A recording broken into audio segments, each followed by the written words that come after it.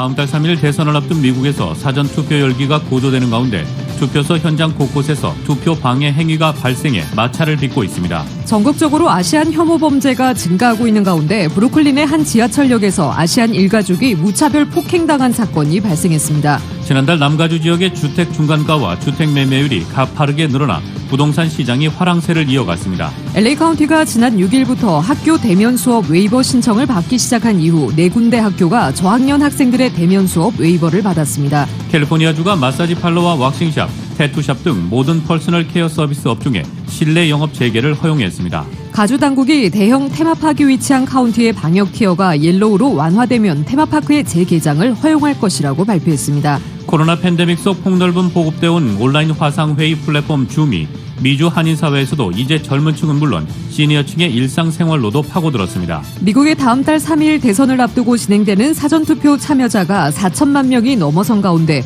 민주당 지지층 비중이 월등히 높은 것으로 나타났습니다. 민주당 대통령 및 부통령 후보인 조 바이든 전 부통령과 카멜라 해리스 상원 의원을 살해하겠다고 위협한 메모를 작성한 남성이 보안당국에 붙잡혔습니다. 미국 내 극우단체가 트럼프 대통령에게 투표하지 않으면 보복할 것이라는 협박성 메일을 일부 유권자들에게 보냈다는 주장이 제기됐습니다. 추미애 법무부 장관이 라임 자산 운용 사건 수사와 관련해 국민을 속인 대검찰청을 저격해야 한다고 강도 높게 비난했습니다. 대검 국정감사를 앞두고 수사지휘권 발동의 정당성을 강조한 것으로 보이는데 파장이 더욱 커질 전망입니다. 뉴욕 증시에서 주요 지수는 신종 코로나 바이러스 감염증 대응을 위한 부양책 협상이 이어진 가운데 눈치보기 장세를 보인 끝에 하락 마감했습니다. LA 지역 내일 오전에 구름 끼다가 차차 맑아집니다. LA 지역의 내일 낮 최고 기온 73도, 밤 최저 기온 61도입니다. 이상은 이 시간 주요 뉴스입니다.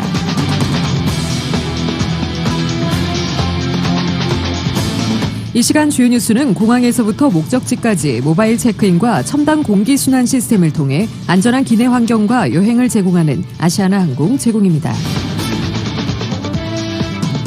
애청자 여러분 안녕하십니까? 조희정입니다. 안녕하십니까? 이균호입니다. 2020년 10월 21일 수요일 라디오 서울 이브닝 뉴스 1부입니다.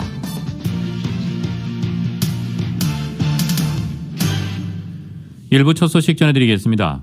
전국적으로 아시안 혐오 범죄가 증가하고 있는 가운데 브루클린의 한 지하철역에서 80대 노인을 포함한 아시안 일가족 3명이 마리화나를 피우는 남성에게 꺼달라고 요청했다가 무차별 폭행을 당하고 선로에 떨어져 크게 부상을 입는 사건이 발생했습니다.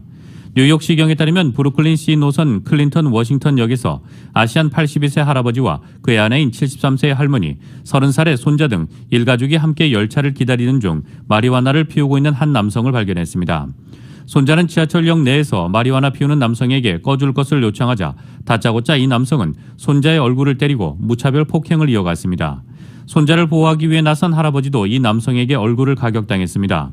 이 남성은 분이 풀리지 않았는지 싸움을 말리던 할머니도 폭행하고 열차 선로로 밀어서 떨어뜨렸습니다. 다행히 역으로 진입하던 열차가 할머니를 발견하고 멈춰서면서 인명사고로는 이어지지 않았습니다. 하지만 할머니는 선로에 떨어지면서 충격으로 머리를 크게 다쳤으며 손자도 폭행을 당하면서 부상을 입어 병원에 입원 중입니다. 할아버지는 병원에서 얼굴 등을 꿰매고 현재는 퇴원한 상태입니다. 용의자는 범행 직후 도주해 현재까지 경찰에 체포되지 않았습니다. 경찰은 용의자가 25에서 30세 남성으로 5피트 7인치의 키에 200파운드가량 나가고 범행 당시 검은 야구 모자와 후드티를 입고 있었다며 주민들의 적극적인 제보를 당부했습니다. 지난달 남가주 지역의 주택 중간가와 주택 매매율이 가파르게 늘어나 부동산 시장이 화랑세를 이어갔습니다. 관련 소식 보도에 이은 기자입니다. 9월 남가주 지역의 주택 중간가는 1년 전에 비해 15% 늘어났으며 주택 매매율은 22.3% 증가했습니다. 코로나 바이러스 확산세 초반인 지난 봄 이후 남가주와 전국의 주택시장이 가파른 반등세를 보였습니다. 지난 9월 남가주 내 6개 카운티의 주택 중간가는 61만 2,750달러로 1년 전보다 15.3% 늘어났으며 주택 매매율 역시 22.3%가 뛰었습니다. 업계는 주택을 소유한 고임금 근로자들이 역사상 낮은 이자율로 인해 이득을 보고 있으며 아파트에 거주해오던 고임금 근로자들에게는 코로나19가 주택 구매 욕구를 당겼다고 풀이했습니다. 주택 중간가는 지난 4개월 연속 상승하면서 최고 기록을 찍었습니다. 지난달 LA 카운티의 주택 중간가는 1년 전보다 14.5% 증가해 71만 달러를 기록했으며 주택 매매율은 19.9% 늘어났습니다.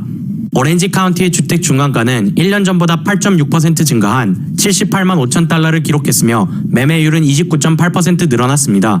리버사이드 카운티 주택 중간가는 14% 늘어난 44만 7천 달러이며 매매율은 17% 늘어났습니다. 샌 버나디노 카운티의 주택 중간가는 12.8% 증가한 39만 7천 달러이며 매매율은 26.4% 늘어났습니다. 샌디에고 카운티의 주택 중간가는 14% 늘어 65만 달러를 기록했으며 매매율은 27% 늘어났습니다. 벤츄라 카운티의 주택 중간가는 12.9% 늘어나 66만 5천 달러를 기록했으며 매매율은 32.1% 증가했습니다. 라디오 서울 뉴스 이은입니다. 캘리포니아주가 마사지 팔러와 왁싱샵, 태투샵 등 모든 퍼스널 케어 서비스 업종에 실내 영업 재개를 허용했습니다. 보건당국은 그러나 계속해서 고객과 업주가 코로나19 확산 방지를 위해 주의를 기울이도록 당부했습니다. 가주당국이 대형 테마파크에 위치한 카운티의 방역 티어가 옐로우로 완화되면 테마파크의 재개장을 허용할 것이라고 발표했습니다. 테마파크이 재개장하려면 옐로우 티어로 완화된 후 해당 티어를 3주간 유지해야 하기 때문에 사실상 디즈니랜드 등 유명 테마파크이 문을 열기까지는 수주에서 수개월이 더 걸릴 것으로 보입니다. 주정부가 공개한 가이드라인에 따르면 테마파크는 또 수용 인원을 25%로 낮추고 방문객들의 마스크 착용과 사전 방문 예약을 의무화하도록 했습니다. 방문객들은 먹거나 마실 때에는 마스크를 벗을 수 있습니다. 디즈니랜드 측은 새 지침이 공개된 직후 주정부 가이드라인을 준수하면서 재개장하는 것이 현실적으로 어렵다고 불만을 터뜨렸습니다. 디즈니랜드와 나츠베리팜, 레고랜드, 시월드가 위치한 오렌지 카운티와 샌디에고 카운티는 현재 레드 티어에 머물고 있으며 유니버셜 스튜디오와 식스플래그가 위치한 LA 카운티는 가장 심각한 단계인 퍼플 티어에 머물고 있습니다. 미주 한인회장협회 임시총회가 지난 17일 줌을 통해 개최됐습니다. 임시총회에서는 미주 각 지역의 전 현직 한인회장 164명의 한인회장들이 참여한 가운데 2019-2020년 사업보고, 2020년 하반기 사업 계획과 예산, 그리고 회칙 개정안 등의 순으로 진행됐습니다. 현재 한국에 머무르고 있는 남문기 총회장은 협회 사상 처음으로 1년여 만에 정회원 312명이 되었다며 최근 이뤄진 선천적 복수국적 헌법 불일치 판결이 국회 입법으로 이뤄져 결실을 맺도록 한인 회장들이 힘을 기울여달라고 독려했습니다. 임시총회에서는 또 지역 한인 회장들의 이해를 돕기 위해 만 18세 복수국적자 국적이탈 제한 헌법 불합치를 이끌어낸 전종준 변호사와 김상률 변호사, 천하람 변호사를 초대해 세미나를 진행했습니다. 글렌데일의 평화의 소녀상 복원 작업이 오는 11월 2일과 3일 이틀간 진행됩니다. 평화의 소녀상이 글렌데일 센트럴 라이브러리에 자리 잡은 지 7년이 넘었는데 그동안 비와 산화의 영향으로 닳고 찢겨지거나 보호용 오칠이 벗겨지면서 한인단체들이 십시일반으로 기금을 모아 소녀상 복원 작업에 나선 것입니다. 글렌데일시 자매도시위원회와 소녀상 지킴이, 북부 LA 한인회, 화랑 청소년재단, 민주평통 LA, 세익스피어 클럽 등이 소녀상 복원 작업을 위해 기금도 보태고 전문 복원 회사도 고용해 복원 작업을 시작합니다. 소녀상 복원 작업을 위해 강드림재단과 화랑청년재단이 보탰으며 민주평통 LA, 북부 LA 한인회, 세익스피어 클럽 등이 기부한 기금으로 소녀상 주변 조경시설 개선 작업도 함께 진행할 예정입니다. 신종 코로나 바이러스 감염증에 감염된 30대 여성이 여객기에 탑승했다가 숨진 사실이 뒤늦게 알려졌습니다. 어제 CNN 방송에 따르면 텍사스주 댈러스에 거주하는 한 30대 여성이 지난 7월 25일 애리조나주에서 텍사스주로 향하는 비행기에 탑승했다가 이륙 전 호흡 곤란을 호소한 끝에 이동식 탑승교 위에서 숨졌습니다. 공항 관계자들이 산소 공급을 시도했지만 이 여성은 끝내 숨을 거뒀습니다. 댈러스 카운티 보건복지국은 지난 18일 브리핑에서 해당 여성이 코로나19로 인한 사망자라고 발표했습니다. 이 여성은 평소 기저질환을 갖고 있었다고 당국은 설명했습니다. 클레이 젠킨스 댈러스 카운티 판사는 현지 언론에 젊은 사람들도 코로나19로부터 안전하지 않다는 증거라면서 고위험군이 아니라고 해서 코로나19에 감염되지 않을 거란 생각을 버려야 한다고 말했습니다. 한편 교통안전청은 지난 18일 미국 내에서 100만 명 이상이 여객기를 이용했으며 이는 지난 3월 16일 봉쇄 조치 시행 이후 최대 규모라고 발표했습니다. 국방부는 비행기 기내에서는 공기순환이 빠르고 공기 정화 장치가 잘 갖춰졌기 때문에 코로나19가 전파할 위험이 적다는 연구 결과를 최근 발표한 바 있습니다. 코로나 팬데믹 속에 폭넓게 보급되고 있는 온라인 화상회의 플랫폼 줌이 미주 한인사회에서도 이제 젊은 층은 물론 시니어층의 일상생활로도 파고들고 있습니다. 정연호 기자입니다. 코로나 팬데믹이 장기화되면서 미주 한인사회에서도 온라인 화상회의, 줌을 접해보지 않은 사람이 드물 정도로 폭넓게 이용되고 있습니다. 팬데믹 초반 재택근무에 들어간 직장인들의 원격 회의용 혹은 자녀들의 온라인 수업용으로 사용이 늘어나더니 이제는 웨비나와 한인들의 각종 단체 활동용으로 폭넓게 활용되면서 한인 시니어층에까지 깊숙이 파고드는 추세입니다. 남문기 뉴스타 부동산 회장이 총회장을 맡고 있는 미주 한인회장협회에서는 지난 17일 줌을 통해 임시총회를 개최했는데 처음에는 줌 미팅에 대해서 반신반의했다고 합니다. 전현직 한인회장들로 구성된 미주 한인회장협회장들은 디지털 세대가 아닌 아날로그 세대였기 때문입니다. 하지만 코로나 팬데믹 속에 대면 모임이 어려운 상황에서 화상을 통해서라도 서로 만나고자 하는 열정으로 164명의 한인회장이 참석했다고 합니다. 현재 간암 투병을 위해 한국에 머무르고 있는 남문기 미주 한인회장협회장은 이날 인사말에서 어려운 환경 속에서도 온라인을 통해 회원들을 만나 반갑다. 최근 이뤄낸 선천적인 복수국적 헌법 불일치 판결이 국회 입법을 통해 결실을 맺도록 노력해달라고 당부했습니다. 지난 20일에는 통일교육위원 LA협의회의 연례교육이 줌으로 실시됐는데 회원 상당수가 올드타이머여서 처음에는 제대로 이루어질지 반신반의하는 분위기였지만 막상 시작해보니 할만하다, 생각보다 쉽더라는 반응이 많았다고 합니다. 이순희 통일교육위원 LA협의회장입니다. 네, 그래서 혹시 연세 많으신 분들 때문에 저희가 그 담당하신 분은 한 분 선출해 갔고요. 그분이 전화해가지고 혹시 사용 못 하시는 분 있으면은 공지도 하고 했는데 자녀들이나 또 이렇게 해갖고 다 장치도 해놓고 다 하셨더라고요. 그래가지고 직접 이제 얼굴 대면도 하고 이렇게 직접은 대면 안 되더라도 이렇게 소통이 되니까 너무 반가워하고 또 많이 좋은 말씀도 하시고 내가 참 좋았어요. 그리고 그 위원님들도 전부 다 반갑게 또 맞이해주고 답변도 많이 하고 질문도 많이 하시고 그러셨어요. 회원 중에 상당수가 줌을 한 번도 사용해 본 적이 없어 교육이 열리기 전날 시범으로 원격 회의를 열었는데 찬찬히 설명을 따라 듣고 회의에 참여한 회원들의 반응은 재밌다. 요즘 팬데믹 때문에 사람 만나는 일도 드물어 울적했는데 화상으로라도 서로 얼굴을 보고 안부를 물으니 참 좋다는 것이었습니다. 이처럼 말로만 듣던 줌을 직접 해보니 할만하고 앞으로 친목 모임에도 줌을 활용해야겠다는 시니어층이 늘어나고 있습니다. 라디오 서울 뉴스 정현호입니다.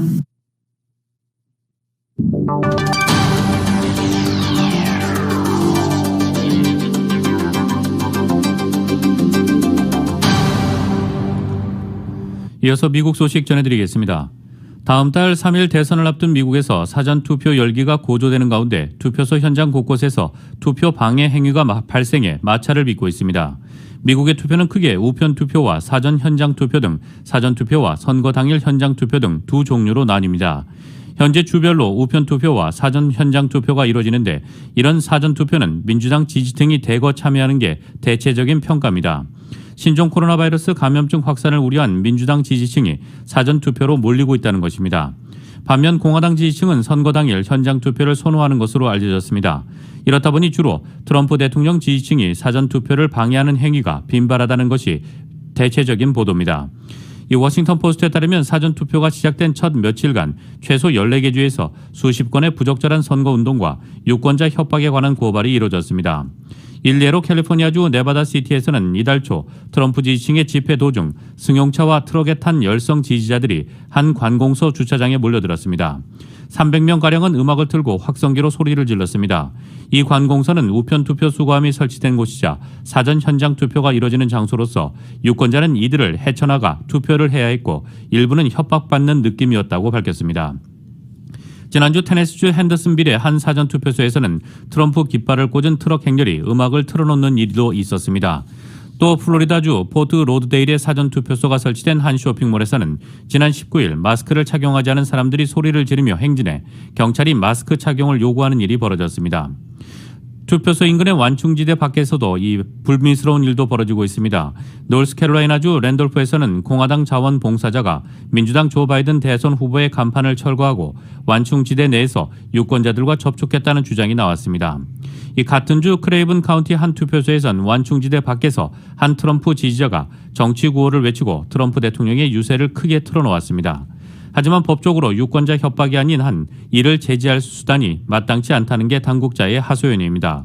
워싱턴 포스트는 선거 당국자들은 코로나19 대유행과 극도로 분열된 유권자를 고려할 때 투표가 비교적 부드럽게 진행되고 있다고 말하면서도 사전 투표소의 긴장은 높은 상태라고 말했습니다.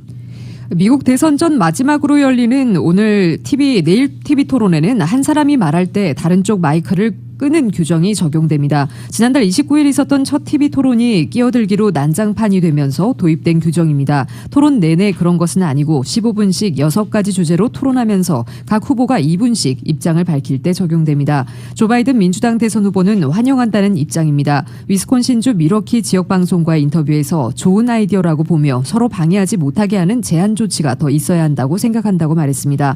도널드 트럼프 대통령은 해당 조치가 발표된 19일 아주 부당한다고 생각한다며 진행자도 완전히 편향됐다고 주장하며 반발했습니다. 그러나 이 음소거 조치가 누구에게 득이 될지 알 수 없는 가운데 USA 투데이는 트럼프 대통령에게 비판적인 인사들 사이에서도 음소거 조치가 트럼프 대통령에게 유리하게 작용할 수 있다는 관측이 나온다고 전했습니다. 바이든 후보는 이번 주 유세 일정을 거의 잡지 않고 TV 토론 준비에 매진해 왔습니다. 미국 국민의 삶에 영향을 주는 문제에 초점을 맞추며 개인적 공격에 집중하는 트럼프 대통령과 차별화한다는 전략입니다.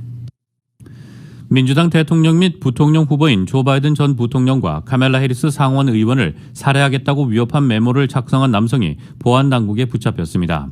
최근 신종 코로나 바이러스 감염증 사태 속에 봉쇄령을 내렸던 미시간과 버지니아 주지사 납치 음모에 이은 정치인 대상 협박 사건입니다. 이들 정치인은 모두 민주당 소속이라는 공통점을 갖고 있습니다. 정치 전문 매체 더 힐은 비밀 경호국이 바이든, 해리스 후보를 납치 살해하겠다는 메모들 이들의 지지자 집에 두고 간 메릴랜드 거주자 제임스 데일 리드를 적발해 고소장을 제출했다고 전했습니다. 소장에 따르면 리드는 지난 4일 바이든, 해리스 지지 표지판이 세워진 메릴랜드 프레데릭의 한 주택에 후보자와 지지자에 대한 위협이 담긴 자필 메모를 남겼습니다. 비밀 경호국의 호소장에는 리드나 다른 누군가가 이 위협을 실행하기 위해 취한 조치에 대해서는 상세히 설명되어 있지 않습니다. 리드는 범행을 한 집 문간에 해당 메모를 남겨두는 장면이 영상 초인종에 찍히는 바람에 신원이 드러났습니다. 비밀 경호국은 익명의 제보에 따라 리드를 주목했다고 밝혔습니다. 리드는 지난 13일 첫 탐문 수사 당시에는 범행을 부인했지만 15일에 손바닥 지문과 자필 견본을 제시하자 위협 메모 작성 사실을 시인했습니다. 그는 긴박한 정치 환경을 언급하며 이런 일이 일어날 것이라고 말했다고 힐은 전했습니다. 리드는 징역 5년형까지 처할할 수 있는 연방법에 따른 주요 후보 위협 혐의를 받고 있습니다. 아울러 주법에 의해 집단 폭력과 유권자 위협 혐의도 받고 있습니다. 미국 내 극우 단체가 도널드 트럼프 대통령에게 투표하지 않으면 보복할 것이라는 협박성 메일을 일부 유권자들에게 보냈다는 주장이 제기돼 당국이 경보음을 울렸습니다.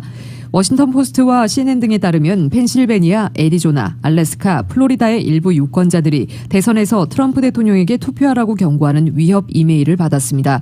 이들 주 대부분은 이번 대선의 승패를 가를 것으로 전망되는 격전지입니다. 이메일은 프라우드 보이즈 명의로 알려졌습니다. 프라우드 보이즈는 지난달 대선 토론회에서 회자되면서 주목받은 단체입니다.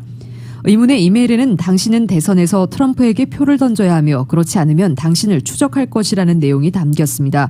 미 국토안보부 산하 사이버 안보기관 시설안보국 크리스토퍼 그레버스 국장은 비밀 투표를 호도하는 내용의 위협 이메일에 대해 알고 있다고 밝혔습니다.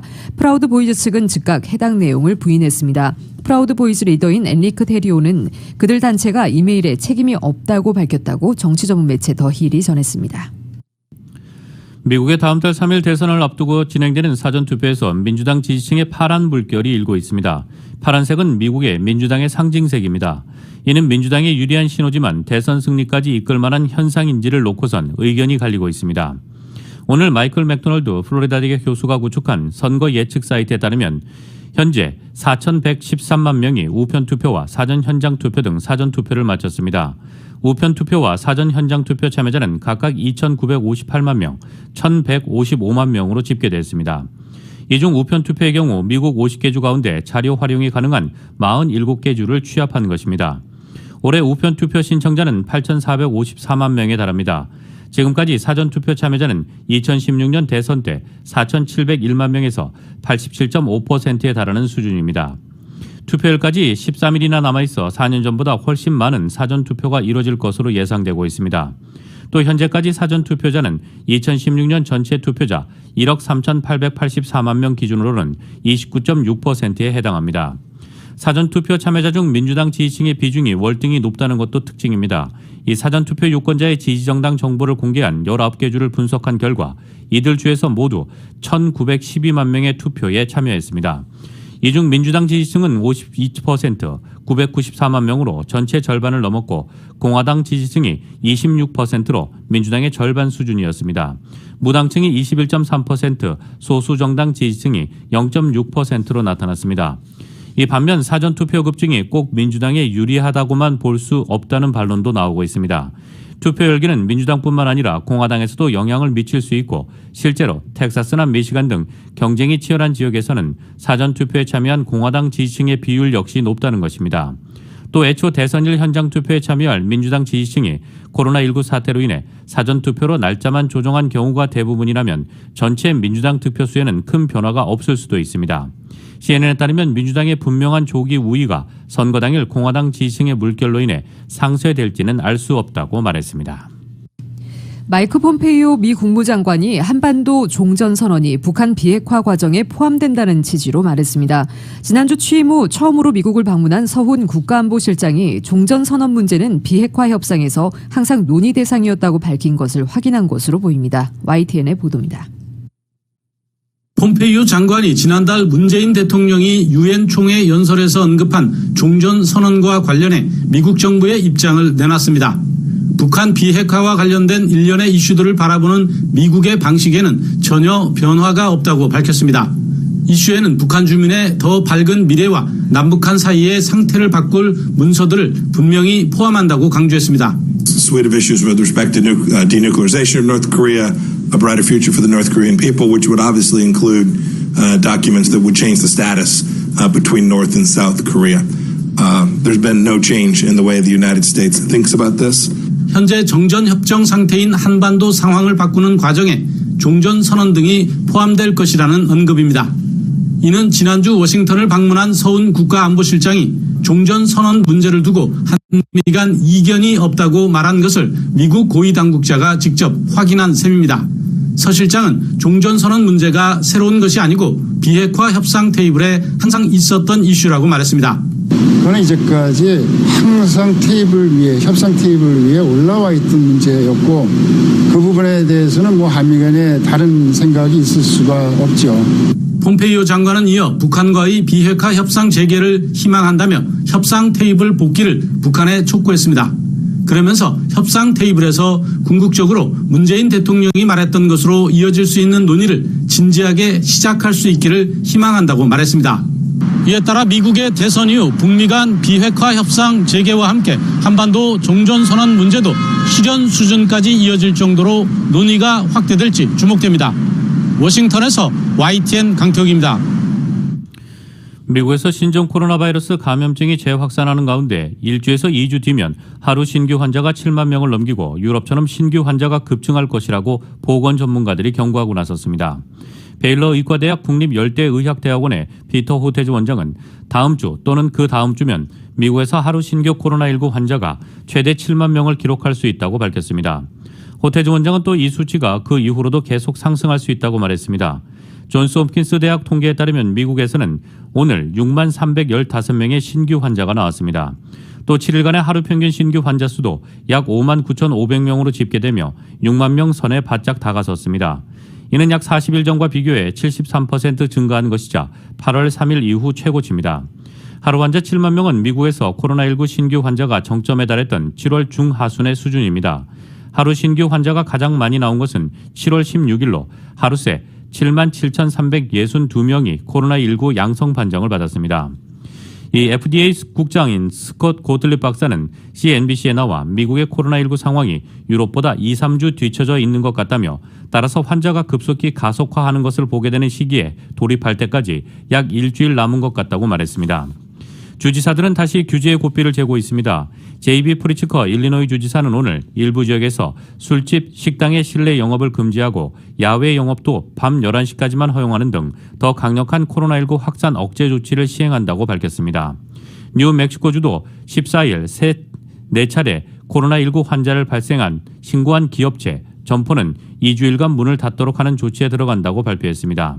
대학 캠퍼스를 중심으로 급속한 환자 증가를 겪고 있는 워싱턴주도 같은 수면 공간을 쓰는 기숙사 학생의 수를 제한하고 캠퍼스 내 공공장소에서는 마스크를 착용하도록 하는 등 신규 규제를 도입했습니다.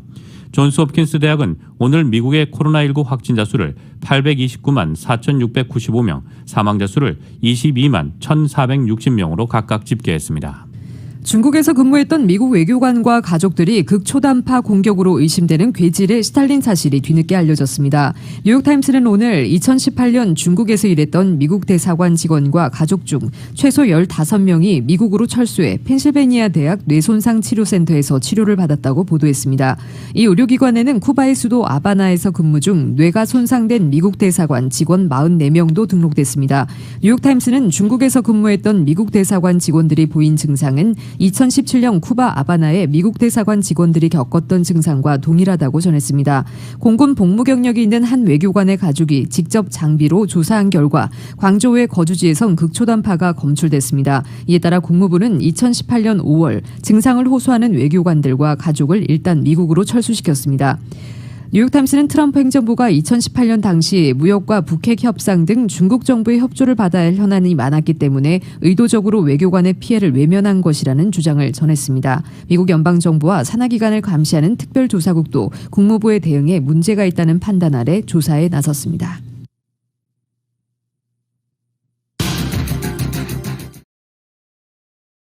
미주 한인사회 쇼핑 트렌드에 새로운 변화가 시작됩니다.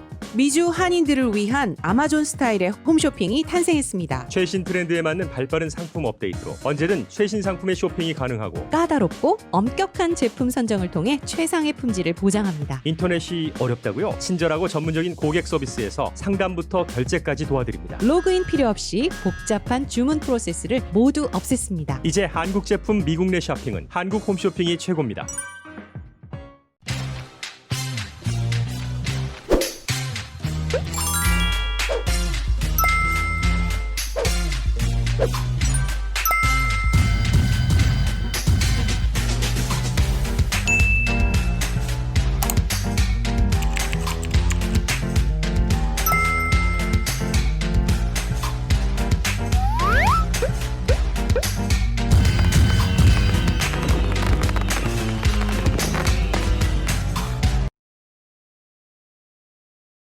한국 소식 전해드리겠습니다. 추미애 법무부 장관이 라임 자산 운용 사건 수사와 관련해 국민을 속인 대검찰청을 저격해야 한다고 강도 높게 비난했습니다. 대검 국정감사를 앞두고 수사 지휘권 발동의 정당성을 강조한 것으로 보이는데 파장이 커질 전망입니다. YTN의 보도입니다. 추미애 장관은 이른 아침 SNS에 글을 올렸습니다. 라임 사태 핵심 인물인 김봉현 전 스타모빌리티 회장에 대한 수사를 언급하면서 윤석열 검찰총장과 대검찰청을 직접 겨냥했습니다. 추 장관은 구속된 김 전 회장을 석 달 사이 66차례나 불러 여권 정치인에 대해 캐물었다고 지적했습니다. 그러면서도 야권 정치인과 검사 비위는 그 누구도 알지 못하게 했다고 주장했습니다. 수사지휘권 발동에 대한 야당과 언론의 비판은 맹목적 비난이라고 깎아내렸습니다. 사기꾼의 편지 한 통으로 장관이 지휘권을 발동했다고 비난하지 말고 국민을 속인 대검을 먼저 저격하라고 했습니다. 윤 총장을 향해서도 중상모략이라고 화내기 전에 성찰하고 사과했어야 한다고 질타했습니다. 앞서 추 장관은 윤 총장이 자신의 지휘를 따른 건 당연한 조치이며 다행스럽게 생각한다고 밝혔습니다. 하지만 하루 만에 윤 총장과 대검을 직접 비난하면서 검찰을 향한 공세 수위를 한껏 끌어올렸습니다. 대검에 대한 국회 국정감사를 앞두고 검찰이 잘못해서 정당하게 수사지휘권을 발동했다는 입장을 부각하려는 의도로 해석됩니다. 당장 검찰 내부에선 반발이 터져나왔습니다. 대검 감찰과장을 지낸 현직 부장검사는 내부 게시판에 올린 글에서 감찰 사흘 만에 검찰총장 관련 의혹을 확인했다는 법무부 감찰 결과는 상대방의 마음을 꿰뚫어 본다는 이른바 궁예의 관심법 수준이라고 비꼬았습니다. 그러면서 진정한 검찰 개혁을 위해서는 앞으로 현역 정치인이 장관으로 임명돼선 안 된다고 비판했습니다. 대검은 윤 총장의 사과를 요구한 추 장관의 SNS 메시지에 특별한 입장을 내놓지 않았습니다. 윤 총장은 오늘 국감에 직접 출석해 라임 사태와 가족 관련 수사지휘권 수용 등 현안에 대해 자연스럽게 심경을 밝힐 것으로 보입니다. 윤 총장이 공개석상의 모습을 드러내는 건 지난 8월 신임 검사 임관식 이후 2달여 만입니다. 7년 전 국정감사 현장에서 황교안 당시 법무부 장관이 외압을 행사했다고 폭로했던 윤석열 총장이 이번 국감에서 또 한 번 작심 발언을 내놓을지 관심이 높아지고 있습니다. YTN 조성호입니다. 라임 사태의 핵심 김봉현 전 스타모빌리티 회장이 언론에 2차 자필 입장문을 공개했습니다. 김 전 회장은 술 접대한 검사 3명은 옛 대우조성해양 수사팀 동료들이었다고 주장했습니다. 또 라임일로 직접 만나 돈을 주며 로비한 정치인은 한 명도 없다며 누군가 자신을 희생양으로 삼았다고 말했습니다. YTN의 보도입니다. 김봉현 전 스타모빌리티 회장이 언론에 공개한 14장 분량의 2차 자필 입장문입니다. 김 전 회장은 이모 변호사와 함께 지난해 7월 서울 강남의 룸살롱에서 검사 3명에게 1,000만 원 상당의 술 접대를 한 건 확실한 사실이라고 주장했습니다. 그러면서 접대한 검사들이 대우조선해양 수사팀에서 함께 근무했던 동료들이고 법무부 감찰조사 당시 사진으로 2명을 이미 특정했다며 다른 한 명은 사진으로는 80% 정도 확실하다 생각해서 특정짓지 않았다고 설명했습니다. 김 전 회장은 또 특수부장 출신 이 변호사가 윤석열 검찰총장과 가까운 사이라고 생각해 신뢰하게 됐다고 주장했습니다. 김 전 회장은 이 변호사가 윤 총장을 만났는데 총장이 내가 청문회 준비 경험이 있으니 우리 청문회 준비팀을 도와주라고 했다며 청문회 준비팀 검사와 통화하는 소리를 들었다고 설명했습니다. 실제로 이 변호사와 함께 청담동 술집에서 접대한 검사가 라임 수사팀 책임자로 앉아있는 모습을 보게 되면서 이 변호사의 말을 믿고 협조했다고 밝혔습니다. 김 전 회장은 또 검찰 조사에서 여당 정치인들은 라임 펀드와 아무런 관련이 없다고 수차례 얘기했지만 검찰이 6개월에 걸쳐 수사를 진행하고 있다고 적었습니다. 5년 전 일이라 기억이 많은 부분 헷갈리는데도 어쩔 수 없이 끌려가는 형식으로 수개월 동안 조사받았다고 덧붙였습니다. 김 전 회장은 라임 사태와 관련해 직접 만나서 돈을 주며 로비를 했던 정치인은 한 명도 없다며 누가 도대체 어떤 저의를 가지고 나를 이런 정쟁의 희생양으로 삼은 건지 궁금하다고 의문을 제기하기도 했습니다. 앞서 김 전 회장은 지난 16일 5장 분량의 자필 입장문을 통해 현직 검사 3명에게 1,000만 원 상당의 향응을 제공했고 이 가운데 한 명은 라임 수사팀에 합류했다고 주장했습니다. YTN 신준명입니다. 북한군에 사살된 공무원의 유가족이 강경화 외교부 장관을 만나 사건 해결을 위한 국제 공조를 요청했습니다. 외교부는 외교부 차원에서 할 수 있는 것을 해나가겠다고 밝혔는데 오늘로 피격 사건 한 달째지만 북한은 공동조사 요구에 묵묵부담입니다. 계속해서 YTN입니다. 서해상에서 북한군에 사살된 공무원의 친형 이래진 씨가 외교부를 찾았습니다. 강경화 외교부 장관이 국정감사 때 밝혔던 대로 피격 공무원 유족과 만났습니다. 30분 정도 이뤄진 비공개 면담에서 이 씨는 정부가 이번 사건을 국제사회에서 공론화해달라고 요청했습니다. 북한에 관련된 인권 문제에 관련해서 좀 강력한 항의나 성명서가 좀 필요하다. 그런 걸 좀 요청 좀 드렸습니다. 특히 지금 논의되는 북한 인권 결의안에 이번 사건이 포함될 수 있도록 해달라고 요청했습니다. 또 동생의 시신수색 유해 송환을 위해 중국 정부와도 협조할 것을 부탁했습니다. 상심성의껏 검토하고 이제 답을 서면으로 한번 답변을 주실 것 같습니다. 이제 최대한 해보겠다고 그러셨고요. 내일 열리는 유엔 총회 제3위원회에서는 이번 사건을 국제인권법 위반으로 판단한 북한 인권 보고서가 논의될 예정입니다. 또 이와 별도로 북한 인권 결의안도 문안 협의가 진행되고 있어 공무원 피살 사건이 포함될지 관심입니다. 외교부는 초안을 작성하는 유럽연합과 긴밀히 협의하고 있다며 한반도 정세와 결의안 내용 등을 고려해 공동제안국 참여 여부를 결정하겠다고 밝혔습니다. 국제사회에서 이번 사건이 공론화될 조짐이 보이지만 북한의 태도를 변화시킬 수 있을지는 미지수입니다. 사건 발생 한 달이 됐지만 북한은 우리의 공동 진상조사 요구에 응하지 않고 있습니다. YTN 김도원입니다. 헬스 에브리데이. 속이 쓰리면 흔한 위염으로 생각하고 병원을 찾지 않는 사람이 있지만 위축성 위염이나 장상 피와 생일 경우 바짝 긴장해서 철저하게 관리해야 합니다. 위암이 생길 위험이 각각 최대 6배, 20배가량 높아지기 때문입니다. 최근 젊은 위암 환자들이 늘고 있는데 진행 속도가 빨라 사망자도 많이 나오고 있습니다. 위암의 전 단계 질병에 대해 알아봅니다. 만성위염은 표층성 위염, 위축성 위염으로 구분됩니다. 표층성 위염은 만성위염의 초기 단계로 점막의 변화만 있어 위 내시경에서 붉게 부어오른 상태만 나타납니다. 위축성 위염은 여기서 더 진행해 위의 점막이 위축돼 얇아지고 혈관이 투명하게 보이는 것을 말합니다. 만성위염의 원인으로는 맵고 자극적인 음식, 짠 음식, 조미료, 약물, 알코올, 커피, 담배, 그리고 심리적 스트레스가 꼽힙니다. 특히 위축성 위염은 유전적 요인이나 당뇨병, 동맥경화증, 철분 결핍성 빈혈과도 관련이 있습니다. 위축성 위염은 명확한 증상은 없지만 상복부 불쾌감, 복통, 트림, 소화불량, 구역질 등이 나타날 수 있습니다. 기름기가 많은 음식이나 짜고 매운 음식을 먹은 후 소화가 잘 되지 않는 느낌이 올 수 있습니다. 위암은 특히 한국 여성이 가장 두려워하는 암입니다. 한국 성인 남성은 폐암을 가장 두려워하는 것으로 조사됐습니다.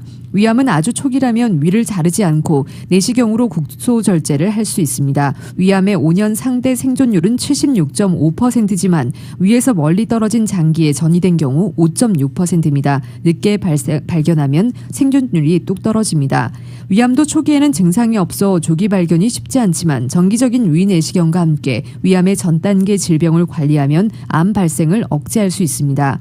위 건강을 지키려면 어떻게 해야 할까요? 어릴 때부터 짠 음식, 부패한 음식, 질산염이 많이 포함된 햄이나 소세지 식품, 불에 탄 음식 등은 삼가하고 신선한 채소와 과일을 포함한 균형 잡힌 식사를 하는 것이 좋습니다. 채소와 과일에는 몸의 산화를 막아 염증을 예방하는 항산화 물질이 풍부하기 때문입니다. 금연은 필수입니다. 세계암연구재단을 비롯한 세계 각국의 연구기관에서 파나 마늘, 양파 등 백합과 채소와 신선한 과일이 위암 발생 위험을 낮춘다는 보고서를 낸 바 있습니다.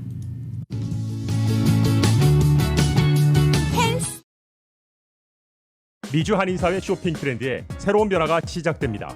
미주 한인들을 위한 아마존 스타일의 홈쇼핑이 탄생했습니다. 최신 트렌드에 맞는 발빠른 상품 업데이트로 언제든 최신 상품의 쇼핑이 가능하고 까다롭고 엄격한 제품 선정을 통해 최상의 품질을 보장합니다. 인터넷이 어렵다고요? 친절하고 전문적인 고객 서비스에서 상담부터 결제까지 도와드립니다. 로그인 필요 없이 복잡한 주문 프로세스를 모두 없앴습니다. 이제 한국 제품 미국 내 쇼핑은 한국 홈쇼핑이 최고입니다.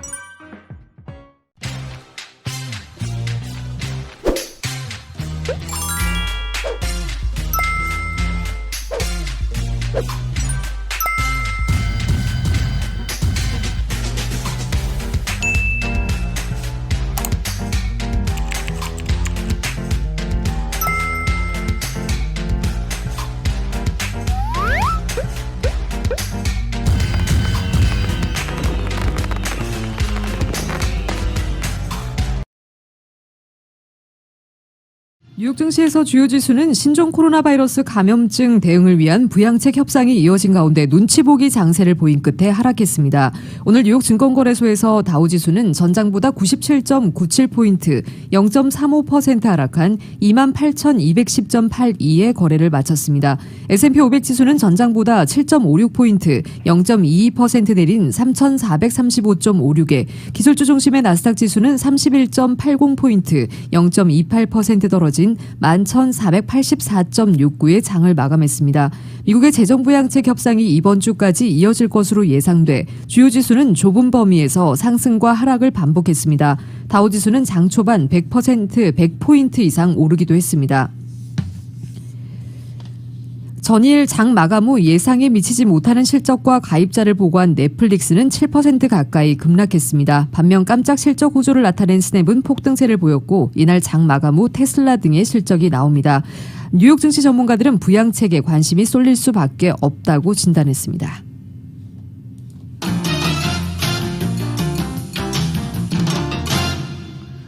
국제유가는 원유 수요에 대한 염려로 급락했습니다. 뉴욕 상업거래소에서 12월 인도분 서부 텍사스산 원유는 전날보다 배럴당 4% 떨어진 40.03달러의 거래를 마쳤습니다. 런던 ICE 선물 거래소의 12월물 브렌트유는 현재 배럴당 3.3% 하락한 41.74달러에 거래되고 있습니다. 에너지정보청에 따르면 지난주 미국의 원유 재고는 허리케인 델타의 여파로 전주보다 100만 배럴 감소했으나 휘발유 비축량은 증가해 수요 위축을 시사했습니다. 전 세계 신종 코로나 바이러스 감염증 누적 확진자가 4천만 명을 돌파한 가운데 유럽 일부 국가가 봉쇄 조치에 나선 것도 향후 수요 전망을 어둡게 합니다. 국제 금값은 달러와 약세에 힘입어 상승했습니다. 뉴욕 상품 거래소에서 12월 인도분 금은 온스당 0.7% 오른 1929.50달러의 장을 마감했습니다. 이상으로 2020년 10월 21일 수요일 라디오 서울 이브닝 뉴스 1부 2부 마칩니다. 지금까지 진행의 이균호, 조희정이었습니다. 편안한 저녁 보내시기 바랍니다. 고맙습니다.